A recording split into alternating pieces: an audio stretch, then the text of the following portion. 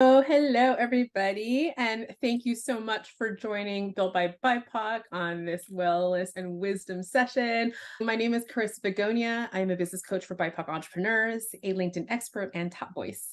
I'm a second-generation Filipino-American daughter of immigrants and the first and only in my family to start my own business.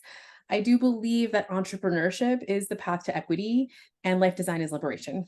And at Conscious Exchange, we're creating an ecosystem of BIPOC entrepreneurs with the same mission to achieve time, location, financial, and occupational freedom for themselves, their families, and their communities. So the goal of wisdom and wellness is to make becoming an independent business owner accessible, profitable, and sustainable for BIPOC, and to create more visibility by highlighting and amplifying the work of all the incredible coaches, consultants, creatives, and contracting service providers that we work with. So today I want to introduce you all to my friend and client, Gabbi Cerezo. Hi, Gabbi. Hey, thank you so much. So excited to be here. All right, so Gabbi, Gabbi is a financial coach for women of color who don't know where to start with their money. Gabbi, I'd love for you to share a little bit more with the audience, what you do, what that means. What do you mean? What do I do? I don't know what to do with my money. Yeah. So I think it will help to give a little background about myself. So I'm the eldest daughter of two second-gen immigrants, and that has really shaped why I'm interested in personal finance and why I especially want to work with women of color who don't know where to start with their money, because essentially I am trying to be the person I was looking for when I was younger. My parents could not help me with anything related to my finances in terms of like questions I'd ask them. Like I would ask like, should I get a credit card? What is a credit score? Or like, should I save for retirement? What's a Roth IRA? And my parents would just be like, Google it. And so yeah, that's why I'm so passionate about trying to be the resource that I couldn't find when I was looking for someone. Um, so that's a little bit about myself. And I really want to move women of color, especially from surviving and struggling with their finances to actually thriving and having their finances support a life that they really enjoy and love, because we only get one life. So we shouldn't spend all of our time stressing about money. Yeah. Thanks for sharing that, Gabbi, because I know I work with a lot of first, second gen immigrants, children of immigrants, right? And so much of what we have to do is learn on our own. Our parents maybe haven't done what we're trying to do. Certainly, I work with a lot of first time entrepreneurs. And so it's same thing like when I teach people how to start a business or run their business, because they don't have support from their families or their friends and such. Same thing with what you're doing, right? It's like people don't know how to manage the money now that they're making with like their business or in their jobs. Yeah, what is a 401k, etc. How do I again put these? What's the best way to invest this money I'm making? So it's really awesome that you're taking that role in the social change ecosystem to support people in learning and actually having agency and intelligence like around all this hard-earned cash that they're finally figuring out how to make for themselves. So it's really awesome. I would love to hear a little bit more because we're sometimes so focused on what we do. And in my networking world, I like to know what's a fun fact? What's something about you that I might not actually like know from your LinkedIn profile? Yeah, I haven't found a good way to like share this fun fact about myself, but I am a hula dancer. I've been doing hula dancing my entire life. Yeah. And I'm not Hawaiian. I want to just like put that out there. I'm Filipino, Mexican, American. Like I'm very mixed. I'm not Hawaiian, but I love hula dancing.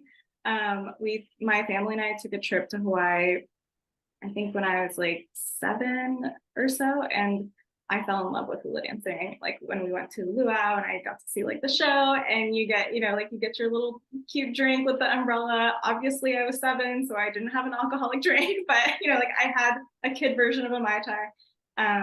And hula has just been it's like such a nourishing practice. It's like I like to think of it as like meditation, except I'm dancing. So yeah, it's a little fun fact about me.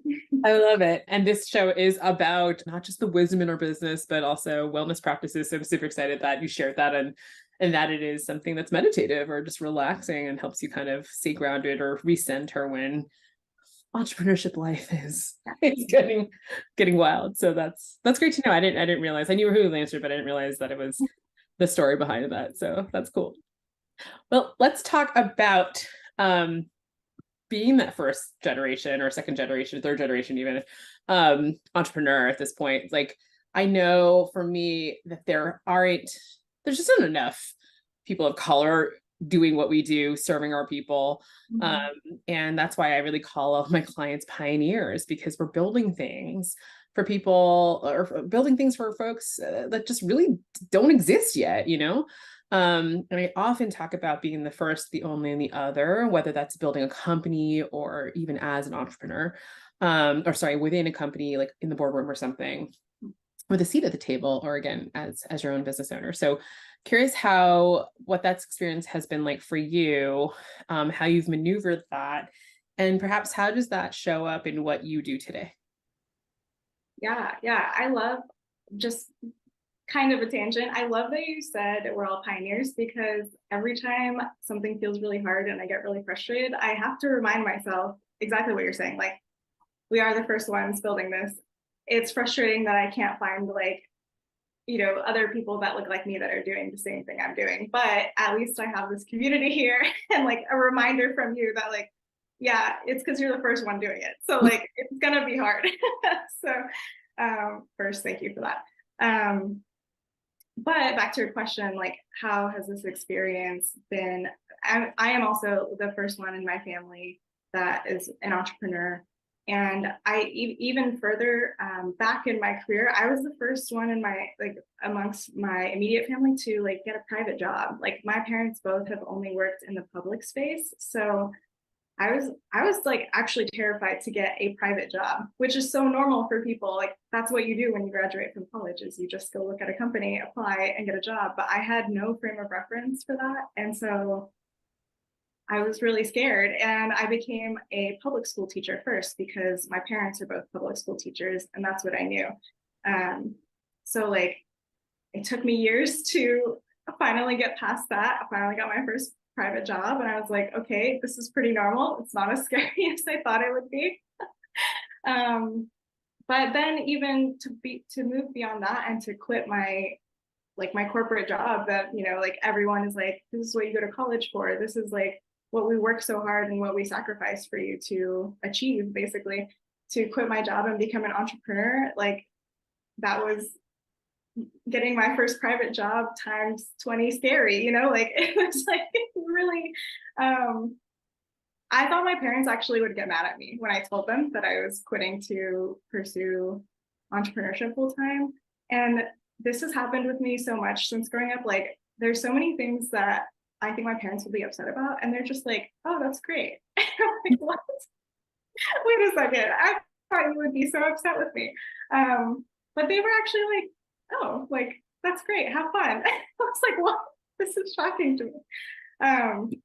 So like, after getting over the initial fear of doing these things that nobody else in my family has done, then the second part that I really struggled with was like the feeling of loneliness. And again, that's why I've been so happy to be in your community and like be able to talk with a bunch of other folks that are going through the same journey. And like, you're way ahead of us in our journey, but also have you as like our support system, because I don't know who to talk to about all of the things that you go through as an entrepreneur.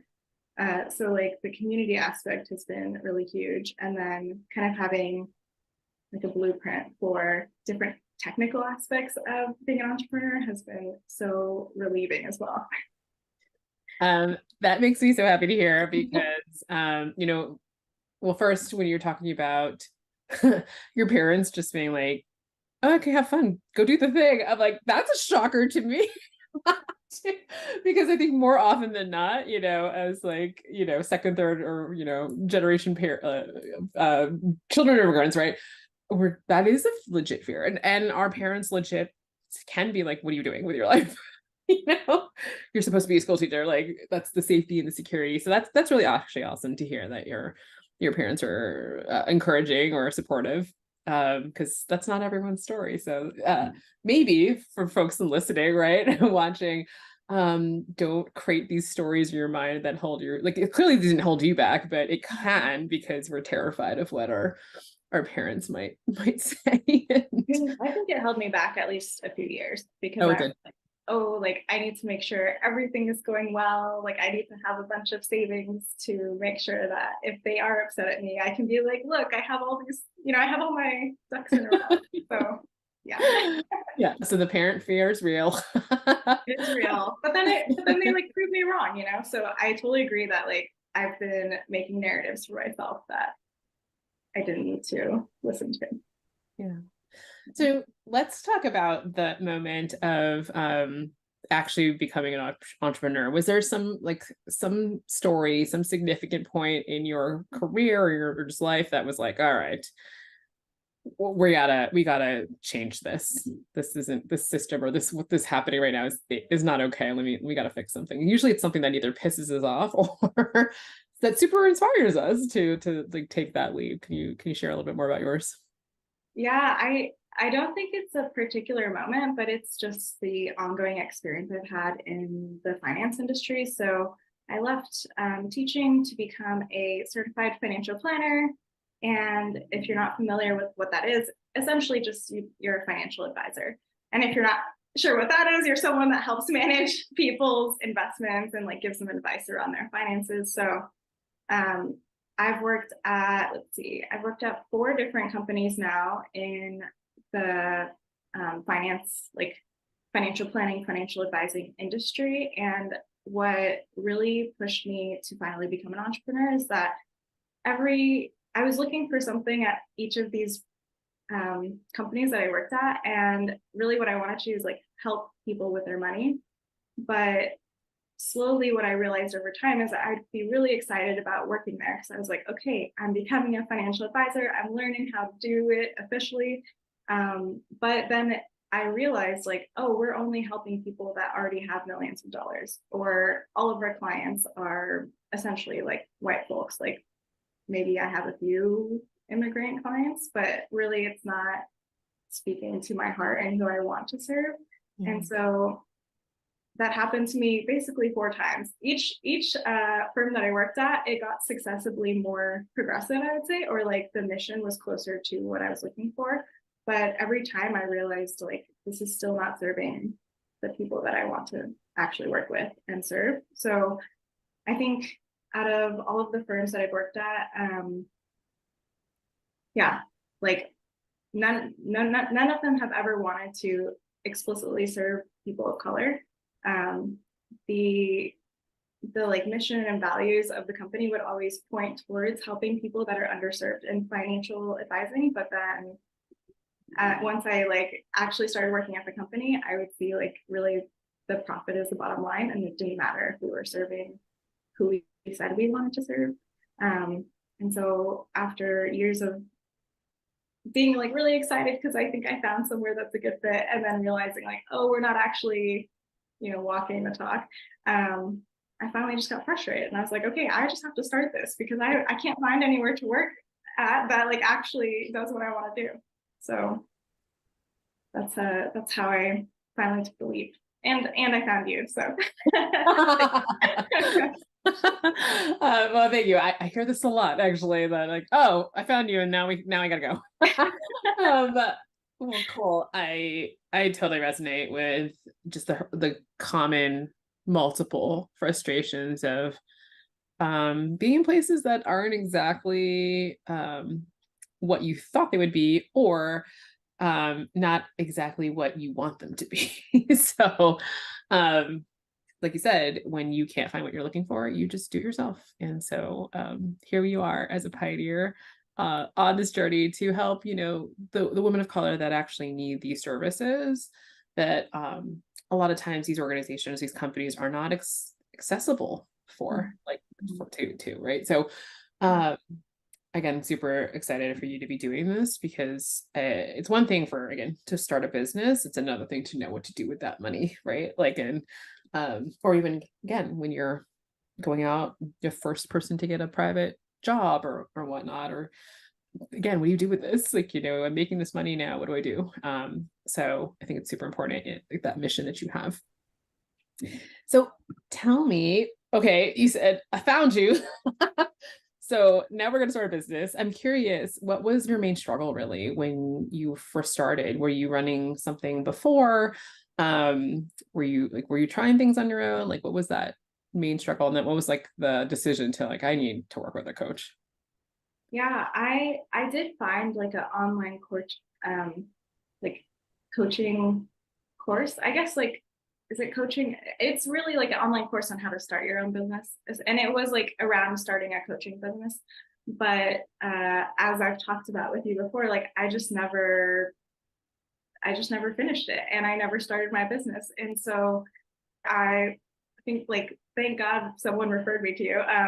Before I found you, my business was non-existent, but I was like struggling to try to do aspects of that online course that I had previously purchased.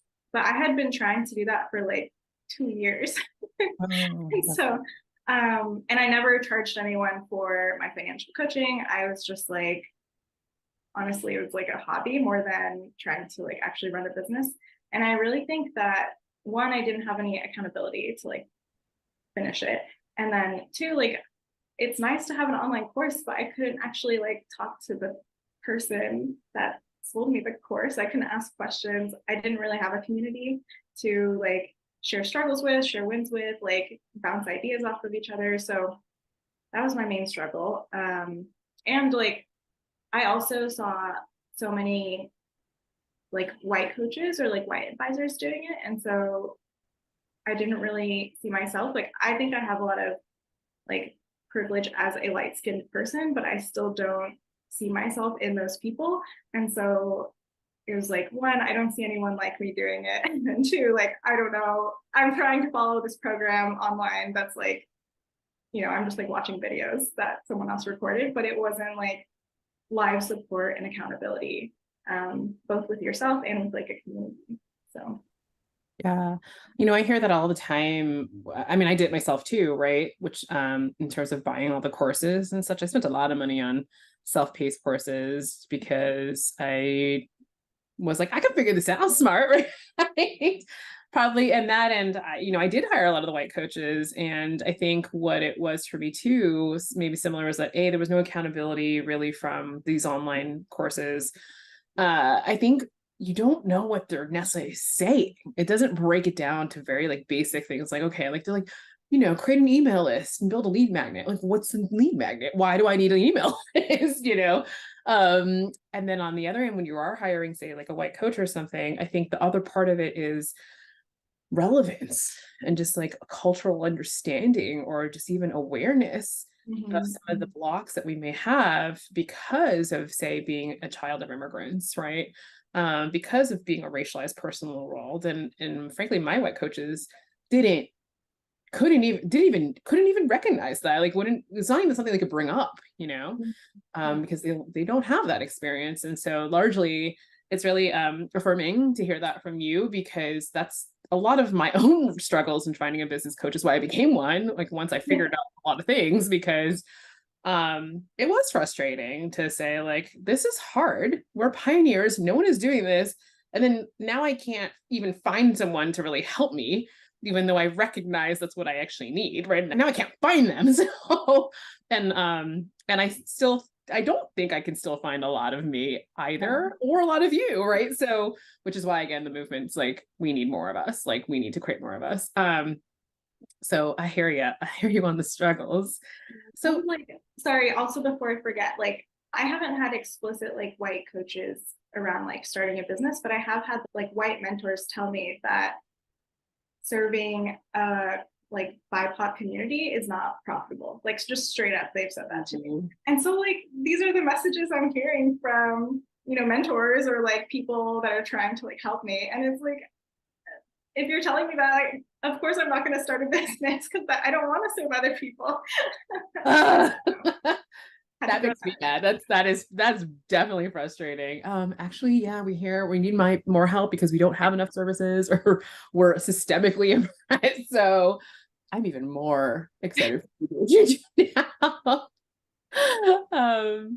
Well, Gabby, we've been working together for, I don't even know, almost 6 months, a little bit more with like our one-on-one coaching and such too, on top of the cohort. So tell me, I'd love to hear like, okay, you signed up, you did the thing, you're like, you trusted me to help you. Love to hear some of the wins, some of the real things that have happened. And, maybe what are the top 3 things that you've learned since, since we started working together? Yeah, I mean, I know I've kind of said this already earlier, but I've been wanting to start this business, I think at least for 3 to 4 years, maybe more than that, honestly. And so really this has helped me take a dream and turn it into a reality. I think that's the biggest win out of all. It really, yeah, it was like the motivation, accountability, and again, community to like finally launch. And I've been, one of the like self-doubts I had earlier was like, nobody wants, like, who's going to sign up to work with me? Like, this is the type of, all of the financial coaching I do, I'm so passionate about personal finance. Like, I would do it for free, and I did it for free for many years because I just love it. So I was like, oh, nobody's going to sign up. Like, nobody's going to pay to be my client. And so now I finally have 4 paying clients, and that's actually happened just in the last month after finally like putting myself out there. And that like pays for my investment in this community. So it's been very exciting. And like, I personally feel like I have not put as much effort into trying to find clients as I could be. And so I'm like very excited to see like, wow, if this is how many clients I got from not really trying that hard, I feel like I should have done this to you because you're my coach. But like, I'm excited to see like, wow, if I actually dedicate 40 hours a week to my business and like trying to find clients, like what is going to happen? I'm a little afraid, honestly, but it's all excited. So yeah, that's been really exciting. I mean, I'm proud of that. When as your coach, you're like, okay, because I know you were working a lot, before Yeah. you did. And so there was a lot of things happening, personal, like lifing, right? Mm-hmm. And I like get it, that is all very real when it comes to running your business. Like it's one thing to have the self-doubt and like, I don't know what to do. And then and then working, right? All of that's real stuff, right? Yeah. And so no shame in anything however long it takes, but it's also very exciting to hear that you've made enough money to pay for this investment. Of course, this because of you being a financial coach, but also that it wasn't as maybe hard as you thought, right? If you just know what steps to take and then you do them.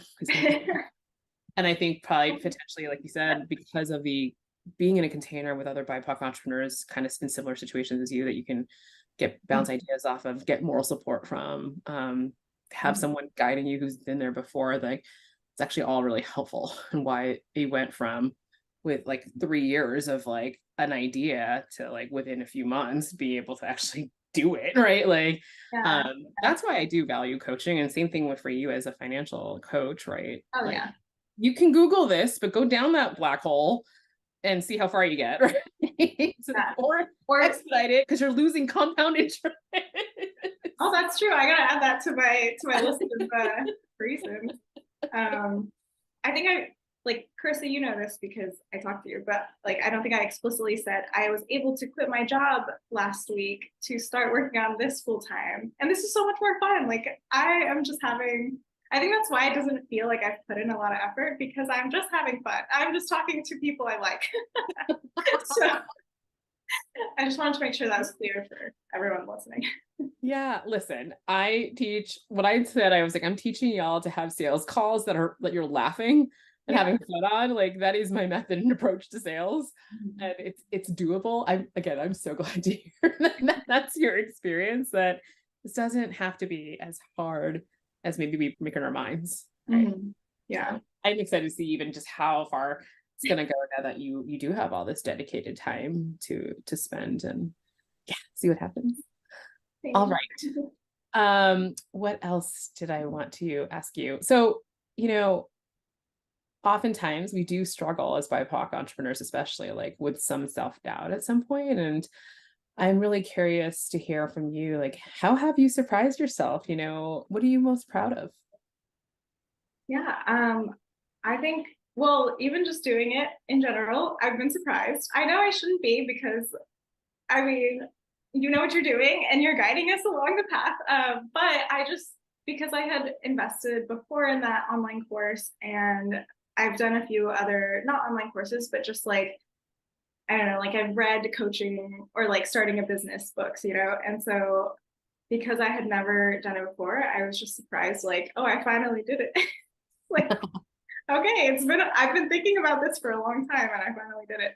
So that's been surprising. And then also like what we were just talking about, how I don't feel like I've had to put in so much effort, or like I haven't had to like struggle as much as I thought I would to actually find clients. Like, and the way that clients find me is so like, I'm always like amazed. Like it'll be like they saw me on someone else's LinkedIn post, or they found me like through a friend, or like, there's like so many unexpected ways. Like we talk about like analytics for your, I don't know, social media and stuff, but like it doesn't necessarily mean like there's probably a ton of people lurking that aren't liking your posts that like do want to become a client. And so that's been surprising, and like really fun. I personally hate social media. I think I feel like Chris has you talked about that being like a very common thing among people you work with. Uh-huh. And I also never thought like I could post for 30 days on LinkedIn. Like I've never done that on anything. So I'm just like not a social media person. But as I think you've shared before, if like anyone listening has been to any of your other events, like you use LinkedIn as like a platform to like just share your thoughts and like things that you're upset about even. And so channeling that within myself has made it so much easier. So I don't know, yeah. I've been proud of myself for actually doing the social media. And yes, and like I know you did like a joint workshop, and you've just been doing a lot more on social for someone again who doesn't love being on social media. Yeah, sounds like or maybe ideas have changed about Yeah, well, I how think hard it like could be. before, for me, the reason I don't like, or I didn't like social media, I mean, I still don't like it for this reason, is like I feel like there's so much like, I guess just like self-absorption, for lack of a better term. Like I don't care what you had for dinner unless you're my best friend. Okay, like you don't have to post your, it'll be like a sad looking taco or something that you made. Like I don't care about that. I care about like, helping people and like finding interesting things. So like when I approach it with that lens of like anything that I post, I want it to help someone, that has made it so much easier to post than to be like, does anyone want to see what I had for dinner today? I'm not trying to say that you can't post your dinner, okay, people, but like that's just my example. I love it. I don't want to see your sad looking taco. Thanks. Yeah. Oh my goodness. Okay. This show is called Wisdom and Wellness because entrepreneurship can be a rough ride. Maybe not for you, apparently. Sounds like it's not been that hard so far. And it's always really nice to hear about some of the wellness practices that folks have to keep them grounded, keep them centered, keep them again from going nuts when it comes to like, because their business is on fire or wild. So love to hear. I know you said hula dancing earlier. Are there any other kind of practices that you've been using to really, again, help make this business not just something that you started, but something that you can sustain? Yeah, I don't know if like if people consider this a wellness practice, but really just again talking to people about this experience has been, to me that's a wellness practice, because I feel so much validation when I hear like, oh, like they're also afraid of the same things as me, or like, oh, they're struggling with similar things, or like vice versa, just being able to ask like for the collective wisdom of the group. Like it's so much more friendly to ask our group of like-minded entrepreneurs versus trying to go look on Google, or like I previously have been in other masterminds, not for like starting a business, but for being in the finance industry. And like everyone else is usually a white man. So it's like, I don't necessarily want to ask them the same questions that I feel comfortable asking in our group. So I do think that is like a wellness practice in and of itself. And like, even just like maintaining your, your relationships outside of your business. I think that's really important. But the other big thing that works really well for me is rock climbing.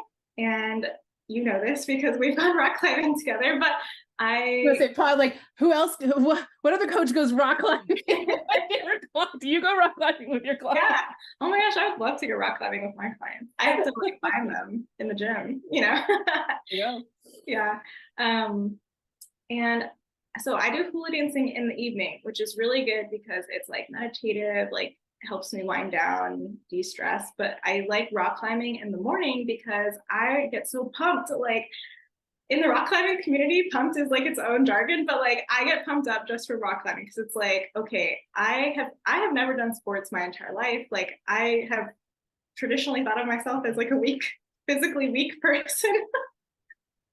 And so I started rock climbing about a year ago. And so now like I go at 6:30 a.m. in the morning.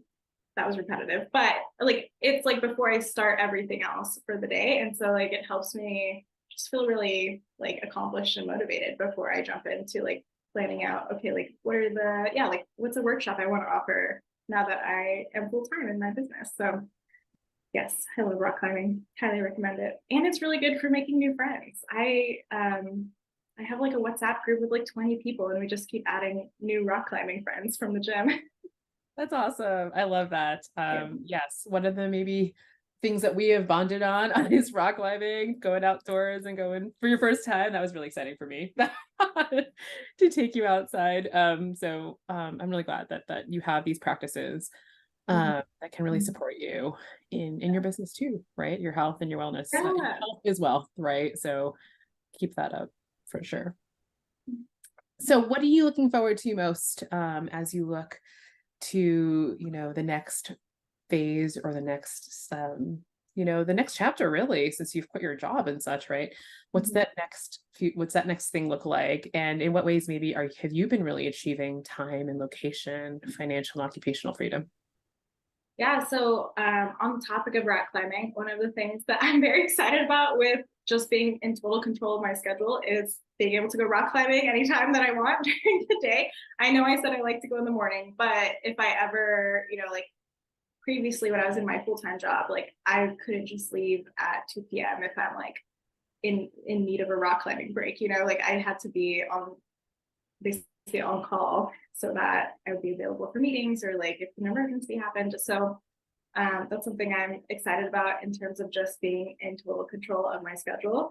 But the thing I'm most looking forward to is to continue doing what I've been doing so far, which is meeting a bunch of new people and having just like a lot of fun on calls. Like you're saying, like I did a workshop recently that you mentioned earlier with my friend who's a like career coach, and it was like, again, scary, my first workshop, but it was actually so fun after I got over the initial fear. And I was like, wow, I could do this every day.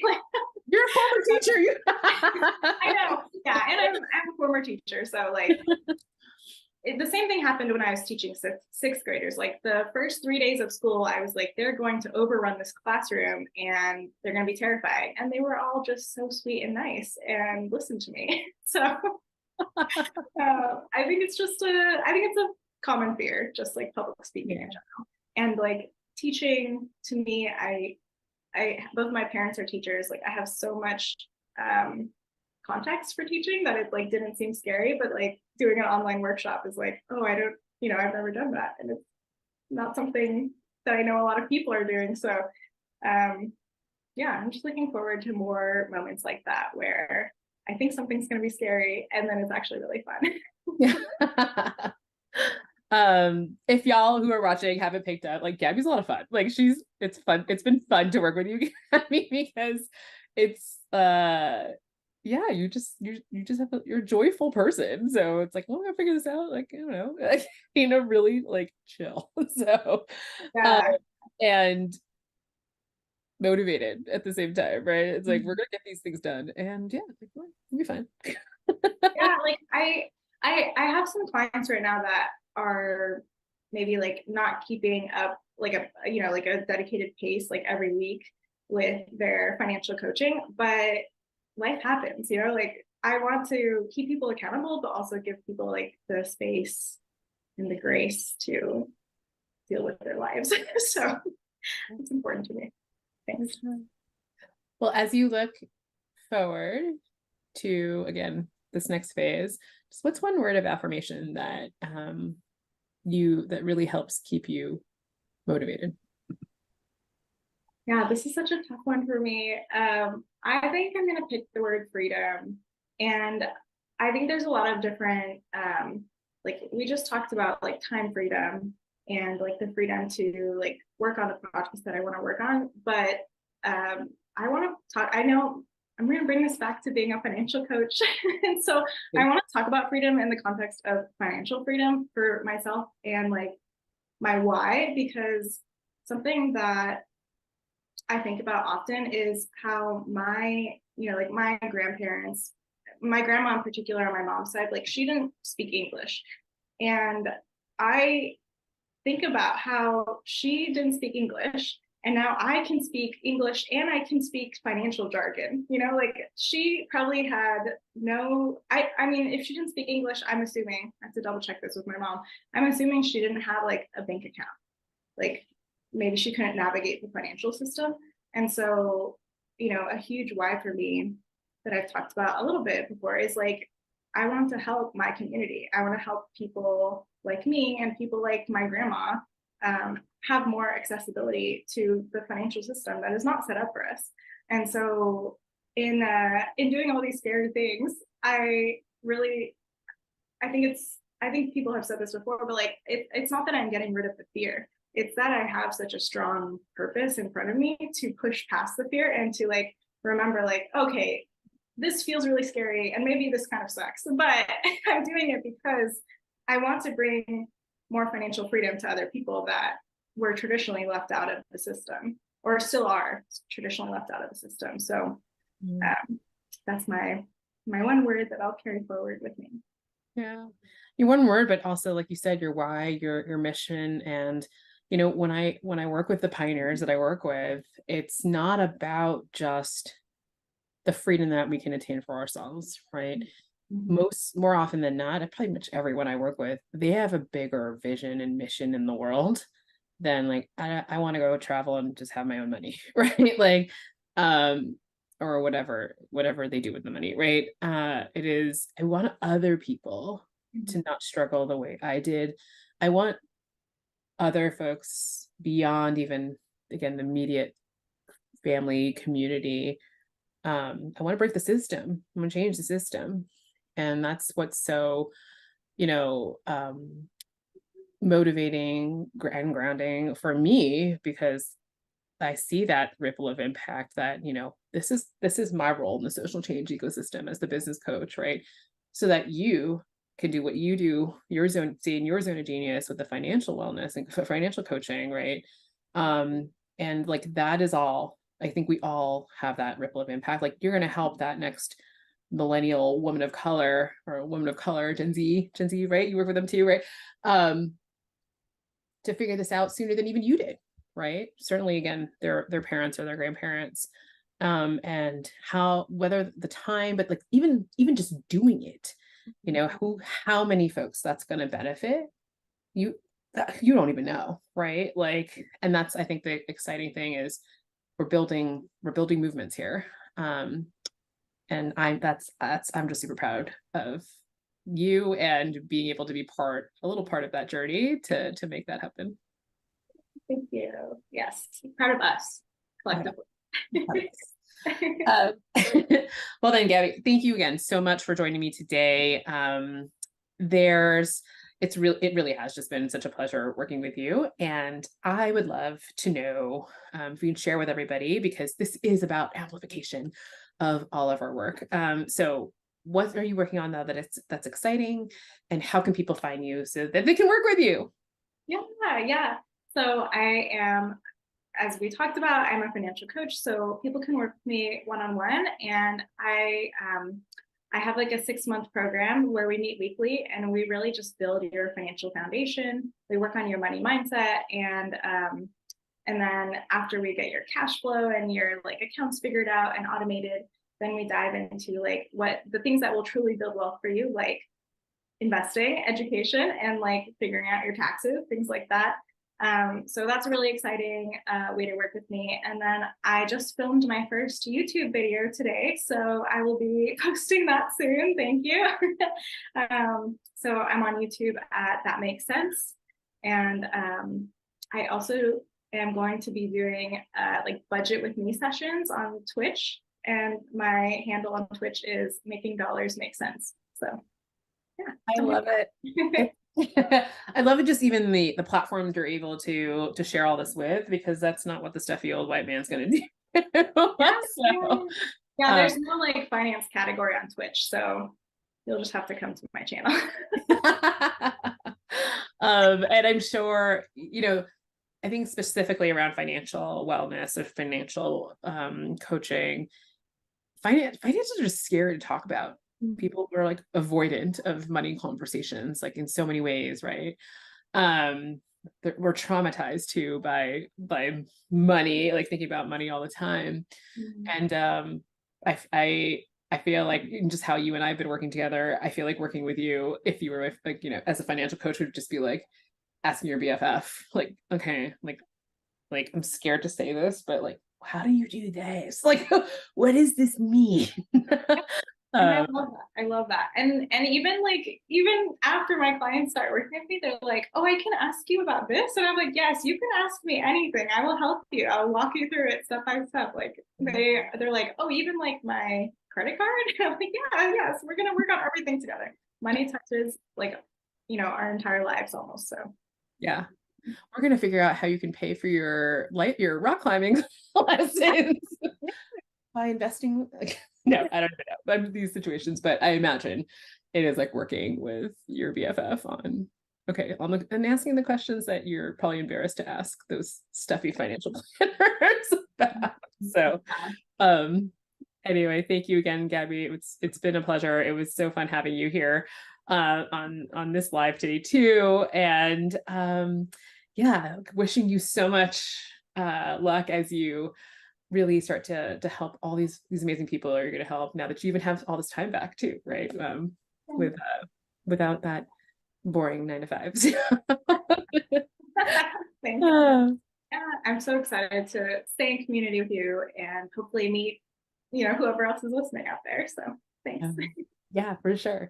Well, thanks, Gabby, again. And thank you everyone else for joining us today. And if you liked what Gabby had to say, anything she shared with you today, definitely go connect or follow her. And if you are curious about coaching and what it's like to be part of my coaching cohorts or do one-on-one coaching with me, join my coaching program or my community events, please visit CONSCIOUSXCHANGE.com.